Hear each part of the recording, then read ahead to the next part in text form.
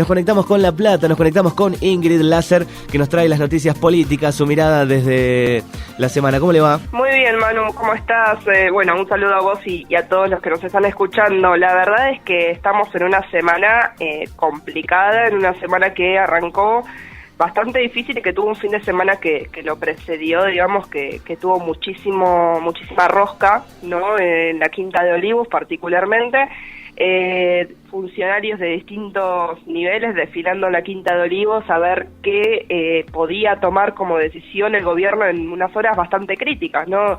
Desde la semana pasada ya venimos experimentando no solo una corrida cambiaria, sino también una crisis muy grande a nivel de confianza en el propio gobierno, ¿no?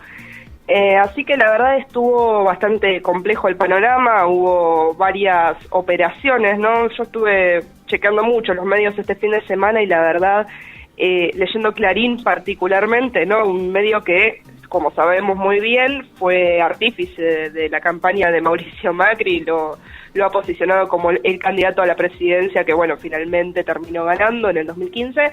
Y también es aquel medio, ¿no?, que con sus distintos medios justamente, con Clarín, con TN, digo, todo el conglomerado, ha apoyado las medidas del gobierno y también lo que se dice habitualmente es el tema del blindaje mediático, ¿no? Bueno, resulta que Clarín está empezando a soltarle un poco la mano al gobierno y sobre todo empezó ya a hacer algunas operaciones que se pueden notar, ¿no?, dentro del discurso de este diario y también de otros medios oficialistas, ¿no? Por un lado, filtrando la información de que Elisa Carrió, que es una de las principales aliadas del presidente y de la alianza en general, ¿no?, empezó a cuestionar a algunos integrantes del gabinete, particularmente a todo lo que tenía que ver con echar tanto a Mario Quintana como a Gustavo Lopetegui de la vicejefatura de gabinete, esos rumores que andaban el fin de semana y bueno, finalmente se terminaron cumpliendo, ¿no? Y la verdad es interesante pensar, ¿no?, cómo empezaron a hablar sobre todo de una supuesta salida de Marcos Peña, una inminente salida de Marcos Peña, como alguien que también ya estaba vaciado de poder en algún punto, Carrió diciendo que ya no iba a reunirse personalmente a Olivos porque tenía sino que insultar o por lo menos pelearse con mucha gente y ella se aburría demasiado. También el rumor de que posiblemente si el joven se iba y Marcos Peña también, Carlos Melconian podría pasar a ser el próximo ministro de Hacienda. Ya estaban intentando incluso posicionar a Carlos Melconian, que bueno, es el expresidente en realidad del Banco Nación, y sobre todo a mí lo que me llamaba más la atención, ¿no?, durante el fin de semana fue el tema de una nota de Jorge Lanata en Clarín, una nota de opinión que tenía que ver justamente con un título muy fuerte, ¿no?, por lo menos pensándolo en términos discursivos, que era "¿Y si cambia, cambiemos?", ¿no? El título era simplemente eso y la primera línea de esa nota decía que básicamente si no cambiaba, cambiemos, en unas semanas no habría gobierno para cambiar, ¿no? Como una especie de apriete discursivo ya desde un multimedio, ¿no? Entonces la verdad es interesante también, por eso me decidí no introducir con esto un panorama más mediático, que me parece que es importante para ver también lo que fue pasando después, ¿no?, en estos días. Sí, incluso también desde el programa del domingo a la noche creo que hizo un análisis también. También, digo, las pantallas de fondo, ¿no?, con la palabra crisis en rojo, muy muy grande. Es la primera vez que empezamos a ver a los periodistas oficialistas, ¿no?, porque vamos a decirlo con todas las letras, son periodistas oficialistas, criticando las medidas del gobierno y también los supuestos errores, ¿no?, del gobierno. Sobre todo también lo que tiene que ver con otros periodistas como Marcelo Bonelli, que se ha cansado de defender a Mauricio Macri todas sus medidas económicas, todo su paquete. Bueno, hace unos días también estuvo analizando un poco, ¿no?, esta situación que estamos viviendo actualmente en la economía, que creo que no me voy a poner a detallar mucho, creo que bastante bien lo sabemos, pero bueno, justamente sobre todo con el tema de la deuda, ¿no? Y hasta incluso Marcelo Bonelli parecía kirchnerista en un momento, ¿no?, reivindicando que cuando Cristina Kirchner dejó el poder del Estado, había dejado un país medianamente desendeudado, no totalmente, pero sí con una gran cantidad de deuda pagada y saldada. La verdad es interesante ver también cómo empiezan a soltar la mano y sobre todo un ejercicio que está bueno es tratar de no olvidar quiénes han propiciado que Mauricio Macri y todo su gobierno, ¿no? Todos los que conforman la Alianza Cambiemos lleguen al poder y ahora se quieren intentar despegar ante un momento de crisis, ¿no? Bueno, y va yendo ya más a lo que son las medidas. La verdad es interesante que justamente en Clarín el domingo salió más o menos todo el organigrama de ministerios tal cual terminaron tomando las decisiones. Macri decidió recortar los ministerios a 10 y sobre todo es interesante ver qué ministerios recortó y, digamos, les bajó el rango ministerial, ¿no?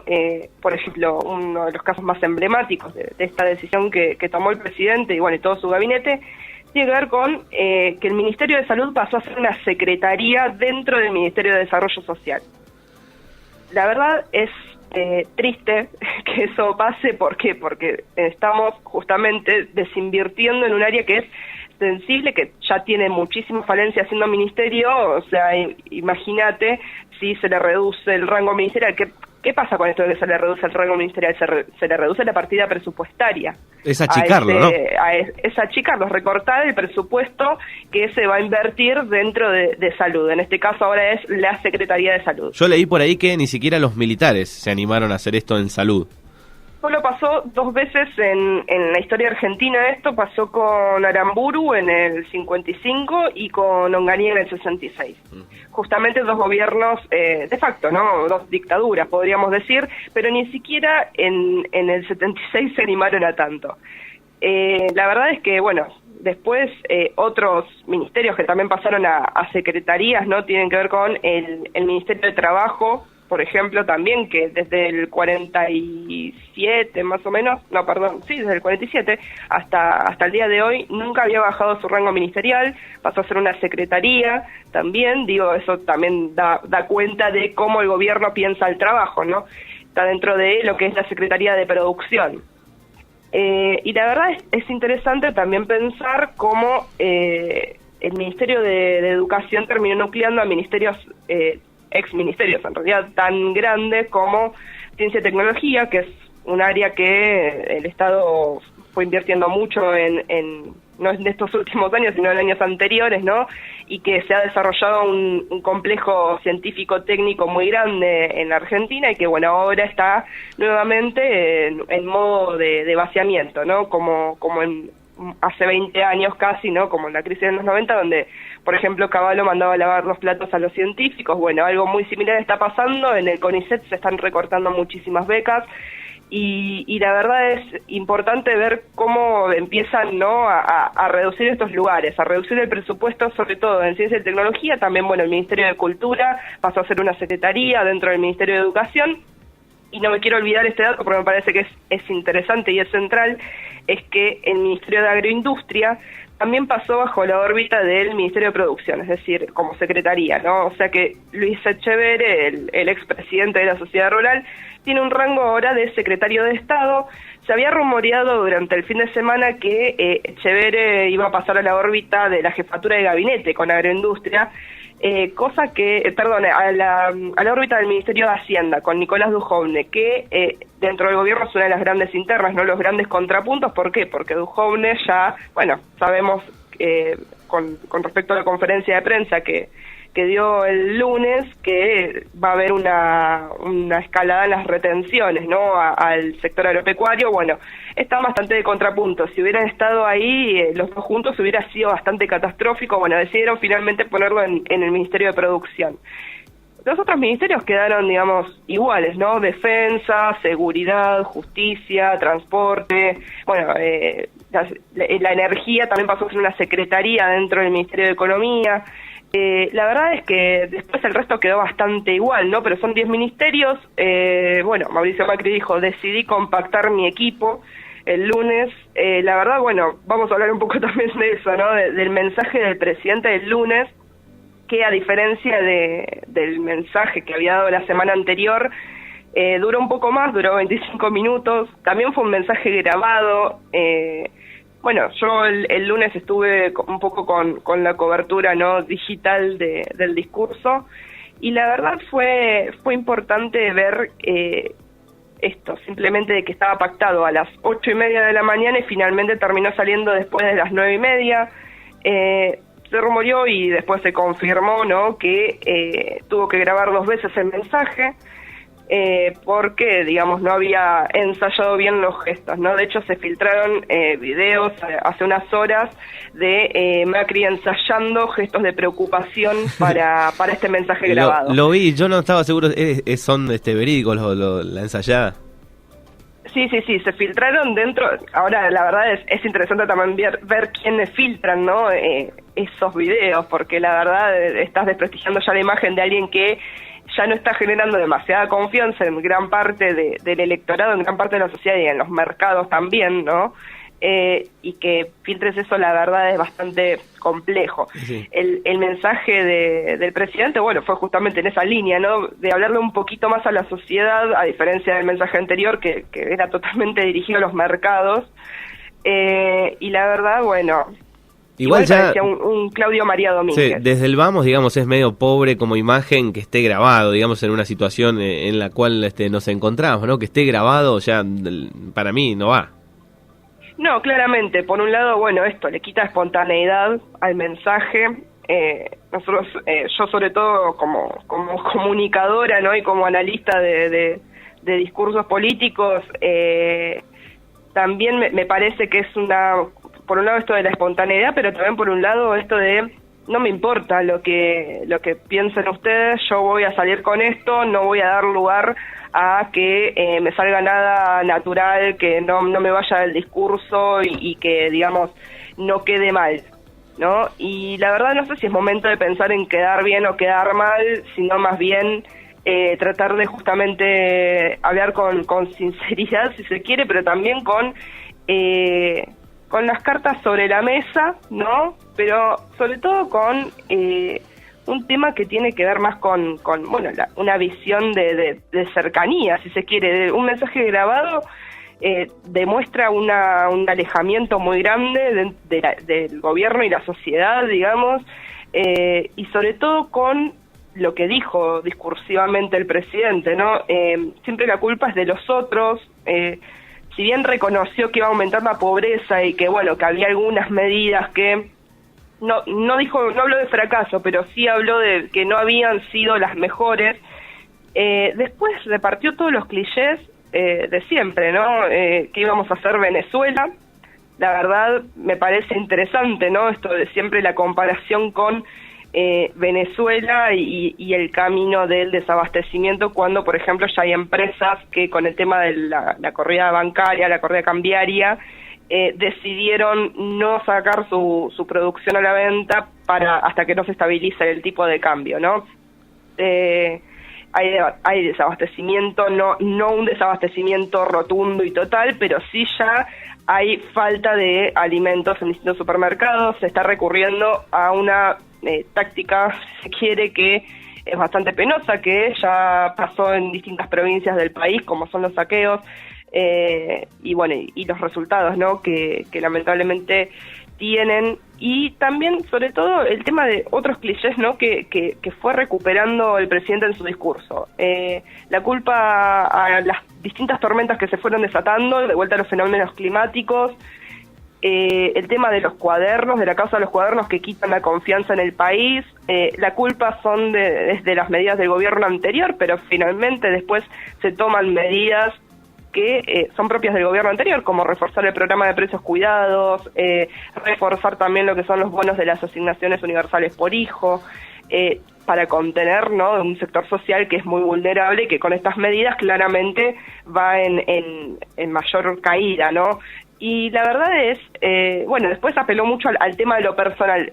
A mí lo que más me llamó la atención quizás del discurso de Macri fue el principio, cuando dijo que nos hablaba con el corazón. La verdad es que un líder político que diga eso suena bastante extraño. Es más un líder de autoayuda en ese sentido, ¿no? Y la verdad es que, bueno, ayer en la comunicación política se recomienda, perdón, te dejo ahora, en la comunicación política se recomienda que no se digan ese tipo de cosas porque quedan feas, ¿no? Quedan mal, y sobre todo si vos también le estás hablando al mercado, no solo a la sociedad. O sea, la verdad que esta vez va en serio, desbarajustado. esta vez va en serio, dijo.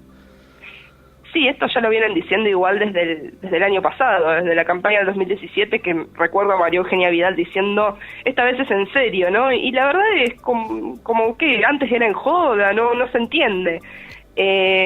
Y la verdad es que, bueno, justamente esto del acelere, ¿no? Ellos lo que argumentan desde el gobierno es el tema de que el gradualismo ya no está funcionando y tenemos que ir más rápido.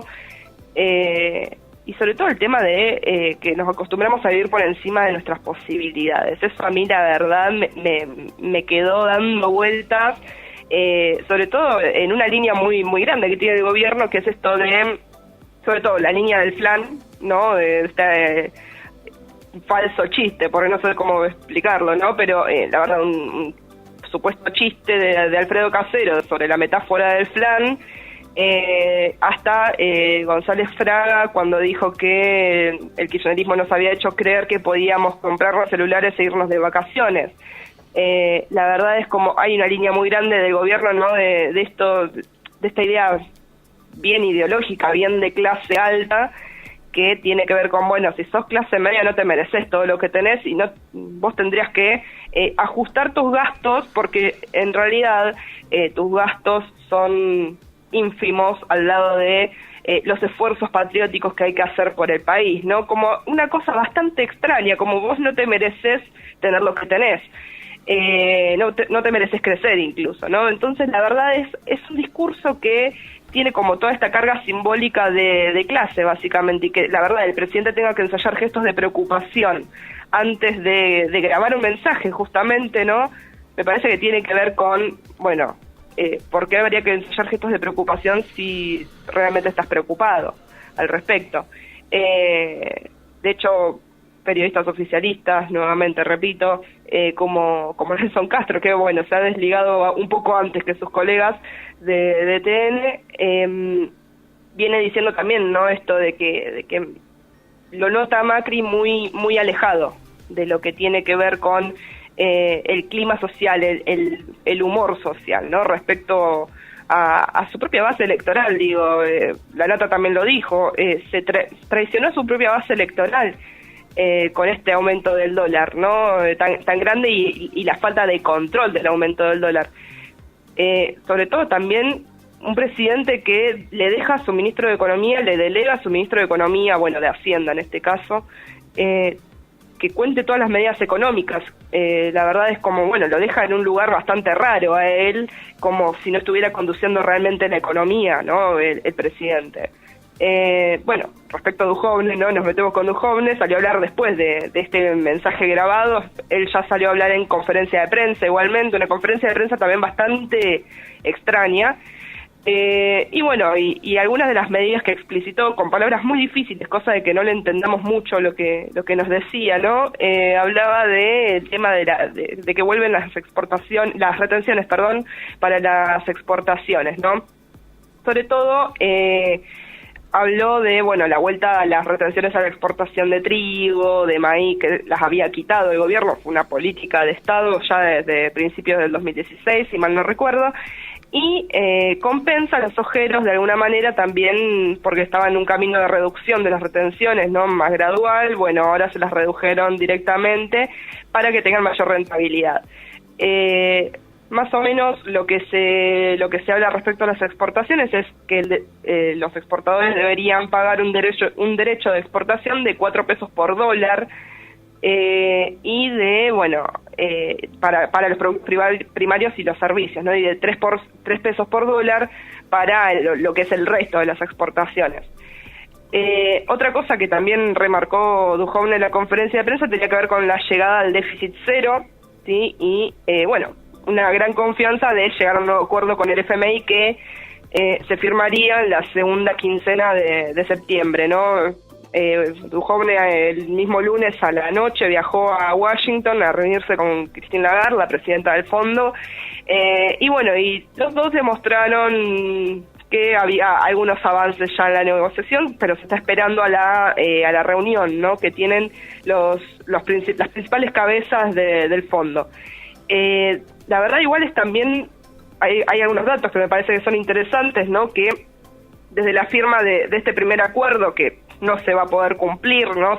Sin que haya un segundo acuerdo, hasta el día de hoy, el dólar aumentó de 24 pesos a casi 40, ¿no? Bueno, hoy cerró a 39,25, 39,20 y algo.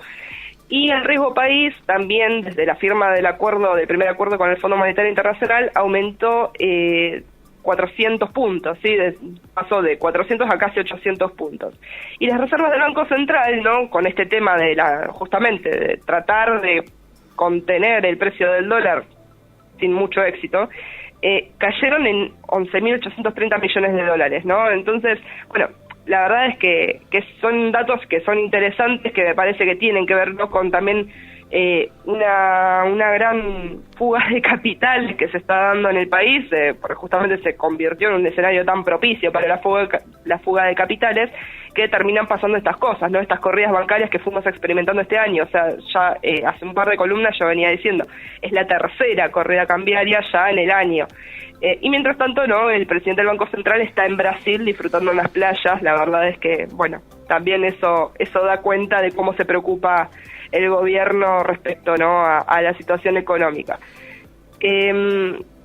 Justamente venía diciendo el tema del dólar, ¿no? Algunos datos económicos que están buenos es que es la primera vez en la semana, ¿no?, que el dólar cerró a la baja respecto al día anterior. Ayer había cerrado a 44 centavos más y bueno, y la verdad hoy el Banco Central subastó menos cantidad de dólares que ayer, ¿no? Y también algunos datos económicos que tienen que ver con lo que decía Duhovne, que no supo dar precisiones sobre, por ejemplo, datos de inflación para este año y sobre todo el tema del aumento en la pobreza, ¿no? Y bueno, la verdad es hay algunos datos que también van dando la pauta de cómo va a ser este segundo semestre del 2018 y cómo va a seguir la situación económica al respecto, con el acuerdo con el Fondo Monetario Internacional y todo, ¿no? Por ejemplo, las ventas minoristas se redujeron en agosto un 8%, ¿no?, respecto al mismo mes del año anterior. Y en lo que va del año, la caída que tiene acumulada es de un 3,7%, es decir, casi la mitad, ¿no?, de ese porcentaje, según datos de la Cámara Argentina de la Mediana Empresa. Los más afectados de esos rubros, ¿no?, son lo que tiene que ver con ferretería, con lo textil y con los electrodomésticos, que tienen una caída de más del 10% en esas ventas, ¿no? Y bueno, y por otro lado, esto va bastante de la mano, ¿no?, de la caída de las ventas minoristas, es la proyección de una caída del consumo en alimentos, bebidas y limpieza, es decir, la canasta básica, ¿no?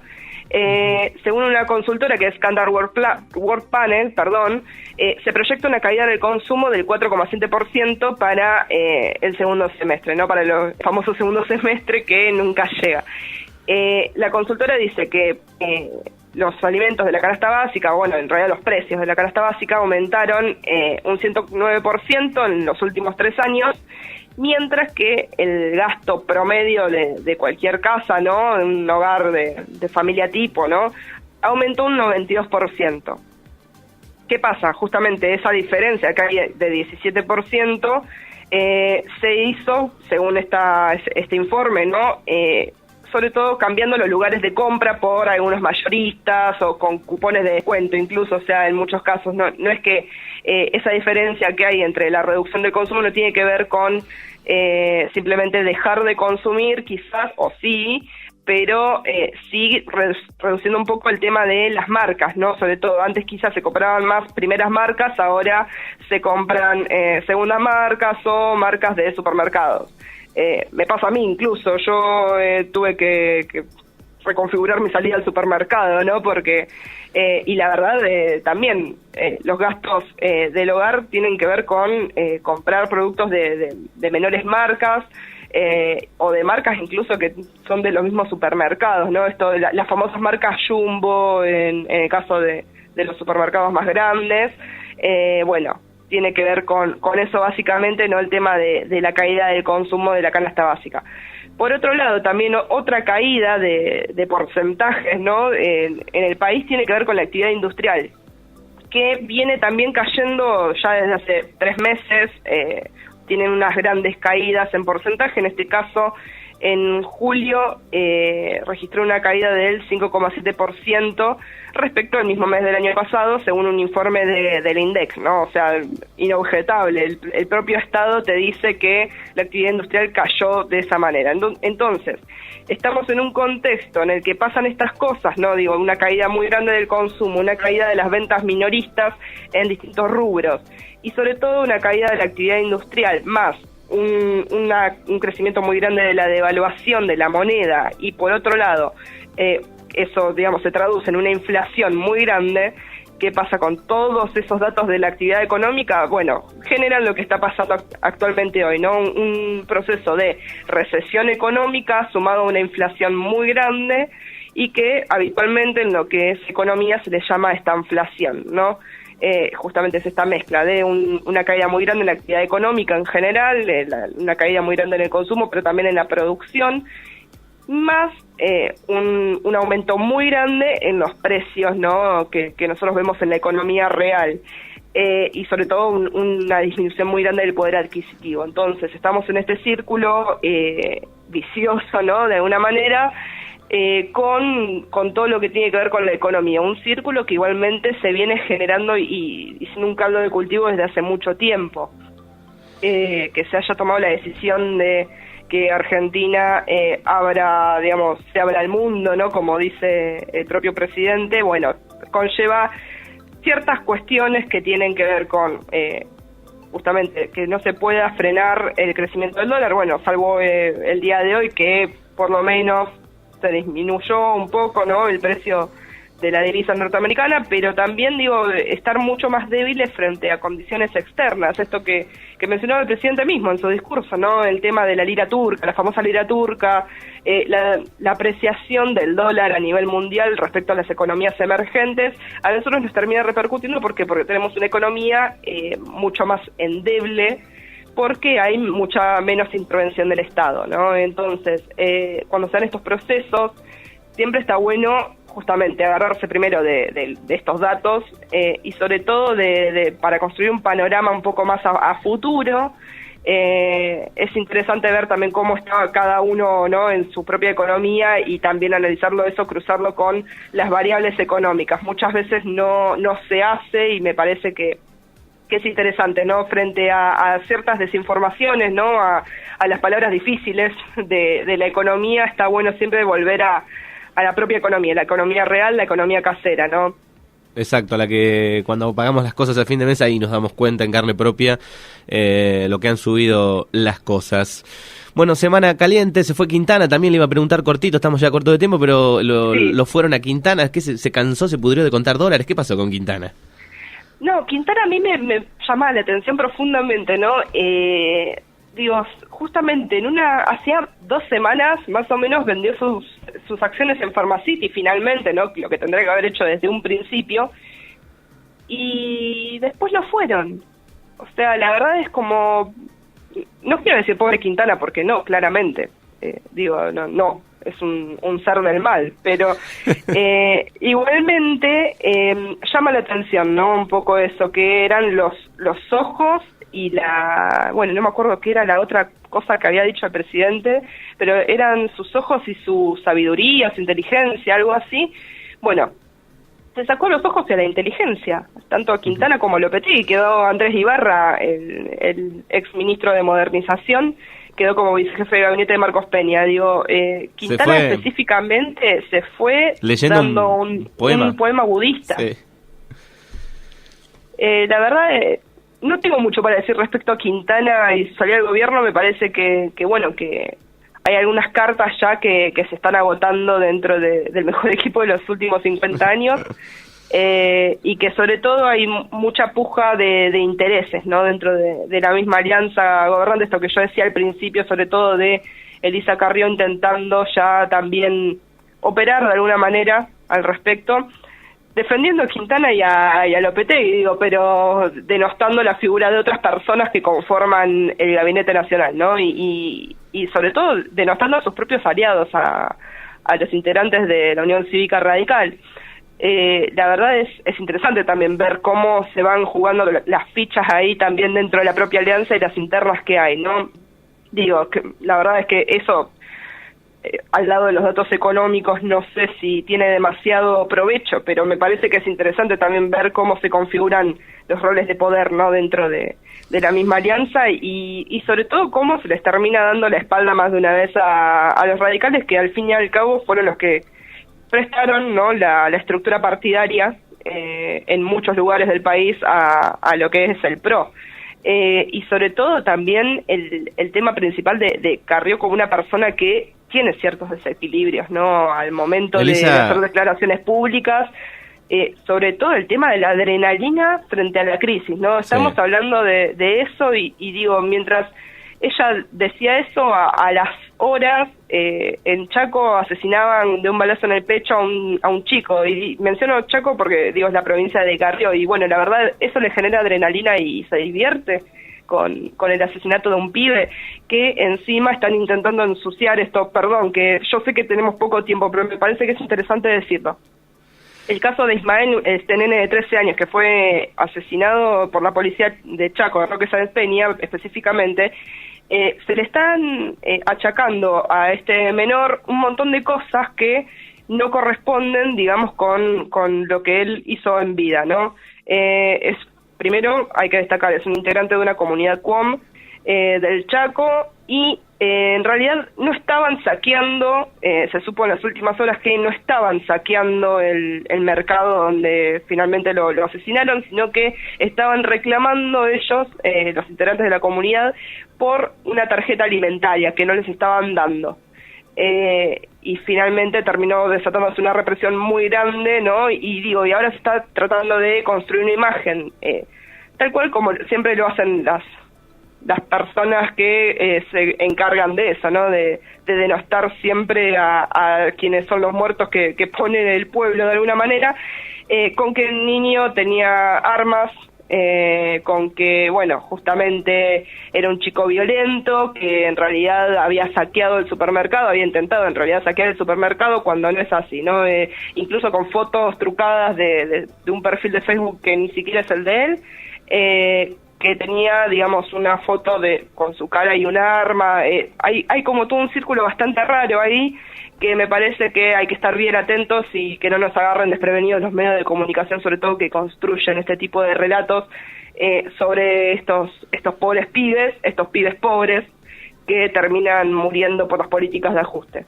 Exacto, bueno, y Elisa Carrió que volvió a aparecer, pero la tenían un poco guardada, ¿no? Porque Elisa Carrió es como una granada sin la traba, pero apoyada contra algún lado, ¿no? Donde se mueve puede explotar en cualquier momento.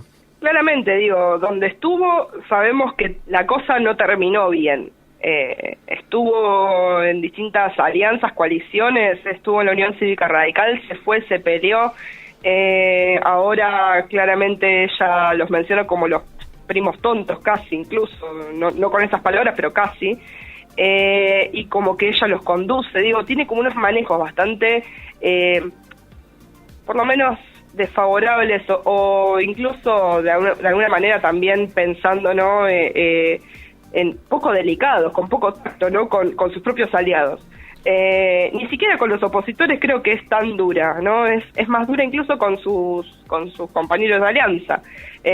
¿Por qué? Porque Carrió en realidad es Carrió, no está dentro de un partido político en sí. Carrió va a llevar siempre agua para su molino y ya, no le va a importar la subsistencia o no de una alianza política, más allá de que ella ahora diga que sale a bancar al presidente y que el presidente le dice que ella es la aliada más valiosa que tiene, la socia más valiosa que tiene. Bueno, claramente no creo que sea así, no creo que el presidente tenga esas consideraciones con una persona que traccionó muchos votos en Capital Federal, es cierto, pero también traccionó los votos de Horacio Rodríguez Larreta, y a nivel nacional siempre fue una persona que no sacó más del 7%, si no me equivoco, y en su periodo de mayor popularidad, no sé, habrá sacado el 15%.